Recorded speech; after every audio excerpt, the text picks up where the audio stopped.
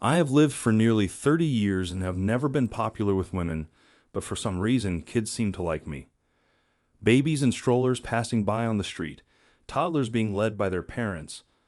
They all look at my face with such curiosity and never take their eyes off me. Some even cheerfully stretch out their arms as if wanting to be picked up. Once while I was crouching on the sidewalk tying my loose shoelaces, an unfamiliar little boy approached and offered me a balloon. I went through college without much of a plan, and when it was time to start job hunting, I realized I didn't have a particular career passion. The only thing going for me was that kids seemed to like me. That being said, I wasn't especially fond of children. But somehow, although I wasn't sure if it was a special skill, I thought of becoming a child care worker. After working at a daycare as an assistant for 3 years, I got my child care certification. When I moved to another daycare, I realized something about myself.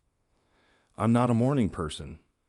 It's exhausting to deal with hyperactive kids in the morning, so I looked for a daycare that had afternoon shifts.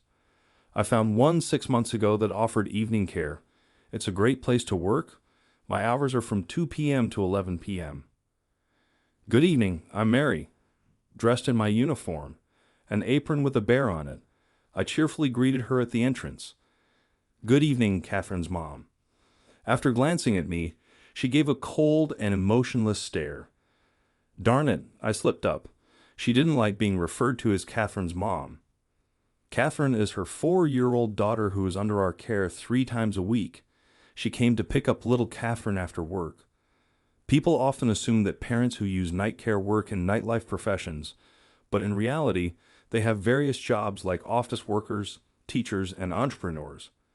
She is a doctor, a physician working 3 times a week at a nearby clinic in our neighborhood. I heard she divorced a few years back and is now a single mother. Good evening, Mary. I quickly corrected my greeting and went to wake up sleeping Catherine. Man, that was nerve-wracking. I almost had a heart attack there. To be honest, I had a crush on Catherine's mom. Mary. I liked her pale skin, natural makeup, and her slightly stern and serene appearance. There is no reason you like what you like. I began to look forward to those brief moments when we exchanged a few words or when I updated her about Catherine's day. After all, in my eyes, it was just a fleeting crush from a plain man nearing his 30s who's never been popular with women. Whether it was the ice cream I had late at night, or maybe I caught a chill, I ended up with an upset stomach that day. I've always had a weak stomach. Thinking it was just the usual, I decided to get checked out at the nearby clinic. While filling out the form at the reception, I realized something huge. Today was the day to take care of little Catherine, which means she works at this clinic. Man, how clueless am I getting treated by her. Do I tell her about my upset stomach? Sweat poured down my forehead in a panic. I glanced at the staff schedule posted on the waiting room wall. Sure enough, among the 3 doctors listed, there was the name Mary. My chances of being treated by her were 33.3%. I'm no baseball expert, but isn't a 300 hitter pretty good? Does that mean it's hard to achieve? Does that mean my chances of seeing her are also pretty slim? What am I thinking? It's just a 1 in 3 chance, duh. Trying to calm my racing heart, I took a deep breath. John, I was called into the examination room, and of course, she was the one waiting for me. I immediately recognized her, but something felt different. The first thing I noticed was the thin silver glasses she wore, which she doesn't wear when picking up Catherine in the evening. Her usually subtle makeup was almost non-existent in the white coat she wore. Well, it was light pink, really, but it suited her well. How are you? I said with a polite smile, trying to make a good impression. However, she didn't react at all. She simply checked the form I'd filled out, asked a few routine questions while glancing at her computer, and performed the usual checks. Throughout, she was all business. According to her, my stomach troubles were likely a one-off thing.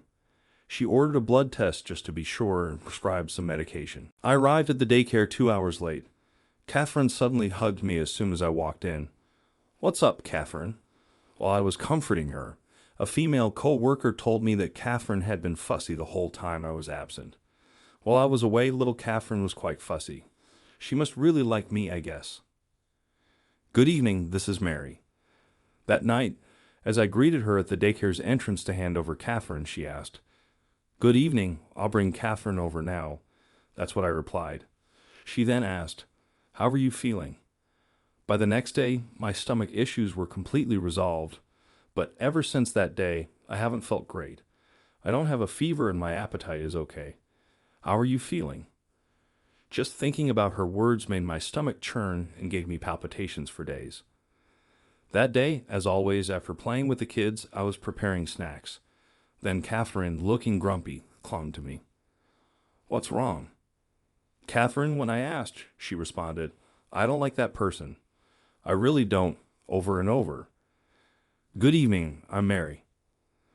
That night, when she came to pick up Catherine, I reported the matter to her. "I'm not sure who she's talking about, but Catherine seemed quite troubled," I said hesitantly.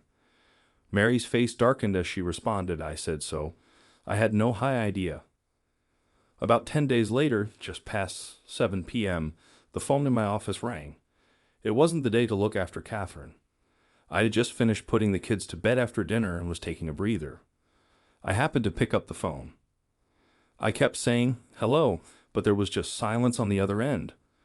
"What's this? A prank call?" Annoyed, I hung up, but the phone immediately rang again. "Who is this?" "What do you want?" I boldly asked. A familiar voice replied, "Are you John?" I recognized it as Catherine's right away. "What's wrong?" "What happened?" I asked. Through her tears, Catherine responded, "Mommy. Mommy needs help. It's all because of me." I sensed something very wrong was happening. "Where are you?" "At home." Once I confirmed she was home, I said, "I'm on my way," checked the address on our registration forms, and dashed out. Catherine's place was just 2 subway stops away. I figured taking the subway would be faster than hailing a cab. I ran to the nearest station and jumped onto a train. It was still during the evening rush hour, and the train was packed. 2 high school girls nearby giggled as they looked at me. I followed their gaze to see I was still wearing my bear-themed apron. I took it off, clutching it under my arm, and used the scribbled address to find Catherine's apartment building. Luckily, another resident was just entering, allowing me to bypass the security door. I repeatedly rang the doorbell and called out to Catherine. The door opened, and Catherine clung to me. I entered the apartment. "Mary, it's me, John from the daycare. Are you okay?" As I called out and moved further into the hallway, I heard her faint voice. "Over here. I can't open the door. Please help." Looking in the direction of her voice, I saw a tall metal shelf had fallen at a 45-degree angle, jamming the bathroom door shut. "It's all right. Right now." I tried to lift the fallen shelf. However, it was firmly stuck and wouldn't budge. I put my back into it, trying to move the shelf with grunts of effort. "Please help me out." I heard her desperate plea. With my back hurting, I changed my stance and pushed with all my might. Just a little more. Almost. With a jerk, the tip of the shelf came free from the bathroom door. The shelf, being made of steel, was light and was easily propped against the wall. Suddenly, the bathroom door swung open with force, striking me hard in the back. Ouch. I couldn't help but yell out, rubbing my back. "I'm so sorry," she said, looking genuinely remorseful.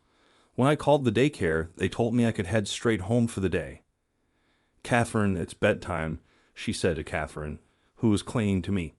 As we sat in the living room drinking coffee, when I offered to help put her to bed, she opened the bedroom door. On the double bed there was a child's pillow, and next to it, an adult-sized one. My heart raced, thumping loudly. I thought I might even get a nosebleed. After putting Catherine to bed and returning to the living room, she explained the situation. She works 3 days a week at a clinic near the daycare, and also at another hospital where she has been working for a long time. The head of that hospital was her mentor. Recently, the hospital director had proposed a match for her. The suitor was a distant relative of the director. They had already been on several dinner dates. It felt like a bell tolling loudly in my head. He's not a bad guy, but I'm just not sure if I want to date him. She had 2 reasons for her hesitation. One was Catherine. When she introduced Catherine to the guy, Catherine took an instant dislike to him. It finally clicked for me. I realized that when Catherine previously said, I don't like that man. I hate him. She was talking about him. They had plans to meet him again on her next day off. But that night when she told Catherine about it, she became moody. That's when she went to the bathroom, and a sulking Catherine, in a fit of temper, knocked over the steel shelf. The shelf was brand new and empty, so even Catherine could easily topple it. But how did you manage to call for help in that situation? As I was impressed, she mentioned she had set it up beforehand for an instant connection. I thought of calling the daycare on the spot and had Catherine call them, she said, then added sincerely, "Thank you," expressing her gratitude to me. After leaving her place and walking along the road in front of the apartment complex, a thought suddenly crossed my mind. What was that second reason she mentioned she was troubled about? About a month later, little Catherine was leaving the daycare. When I asked the principal why, he said it was due to her mother's work commitments. Then, on Catherine's last day, she said, "It's Mom's birthday soon. This is a gift," and drew a picture of her mother's face. When I tried to take a peek at the drawing, Catherine covered it with her body. "What's wrong, Catherine? Let me see." Despite my coaxing, she kept refusing to show it. However, I could tell there was a tiny figure drawn next to the mother's face in the picture. That evening, the time had finally come to say goodbye to both Mary and Catherine. I plucked up the courage to ask Mary, "Is it about the job at that local clinic?" "I've decided to quit," she replied. Her voice sounded distant, and she seemed a bit irritated. She further explained in a matter-of-fact tone that she would now be working full-time at another hospital she had been affiliated with, which has a daycare facility. Catherine would be taking care of their full-time. So she's decided to go ahead with that matchmaking. Walking out to the daycare's gate to see them off, Catherine kept looking back and waving at me, but Mary never once looked back, seeming quite indifferent. I felt a lump in my throat. A few days later, a call for me came through at the daycare's office. It was Mary.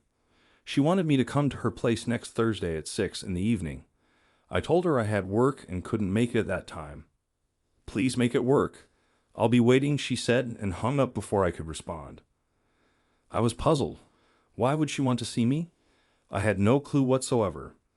I managed to convince the principal to give me the day off. All day, I was restless and couldn't even eat. I left my home a little past 4 p.m. The nearest station to her apartment was less than 30 minutes away, so I arrived over an hour earlier than the scheduled time.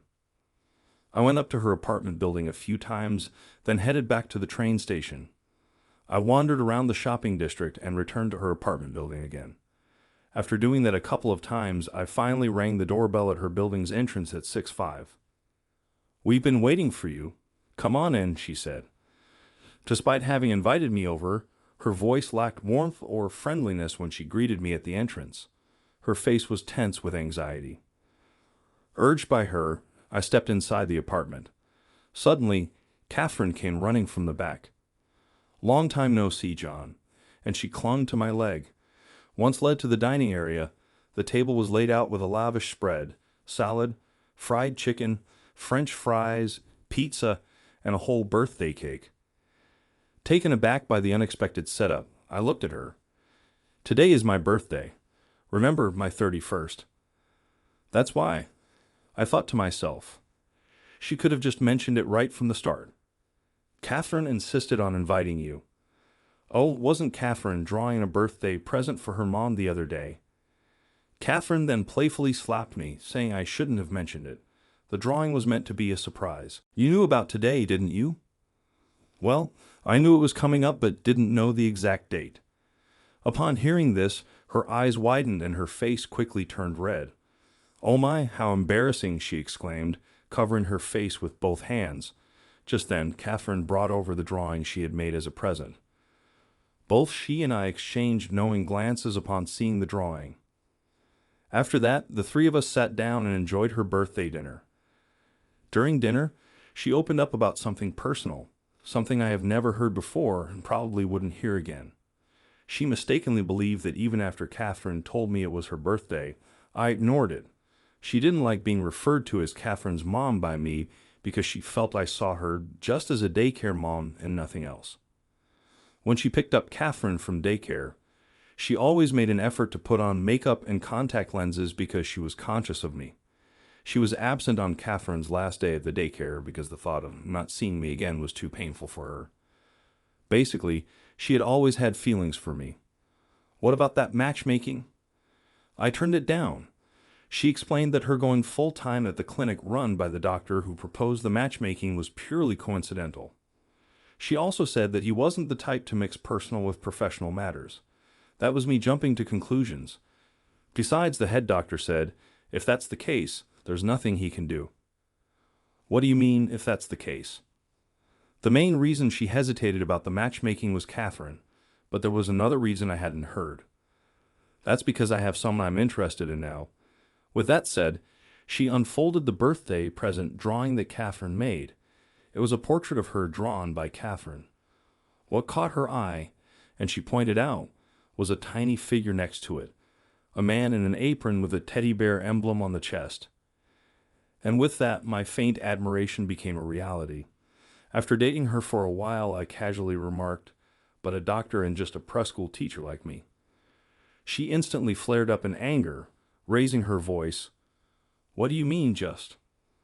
I hate when you belittle yourself like that. I really hate it.